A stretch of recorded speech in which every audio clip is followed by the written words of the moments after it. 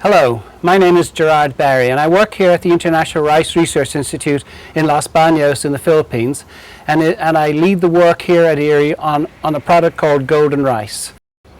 Golden Rice, as you see some varieties here of the product in front of you, is a rice that now produces beta-carotene, the compound we associate with orange colour. Hence the grains of rice inside now, instead of being white, are now a beautiful yellow-orange colour because of this beta-carotene.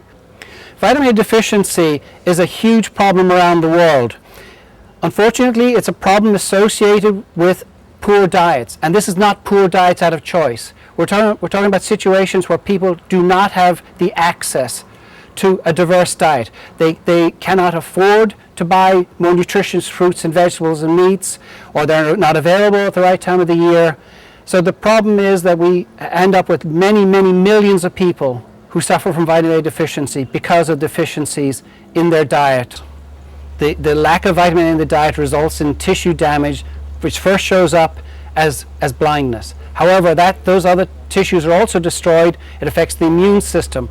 So unfortunately, it also leads to increased susceptibility to diseases and to death. We now know that 1 cup of golden rice in the daily diet could provide about 50% of the vitamin A needs of rice consumers. Helen Keller International is one of the most famous and most reputable health and nutrition NGOs in the world. We are incredibly excited that they've joined us in this project.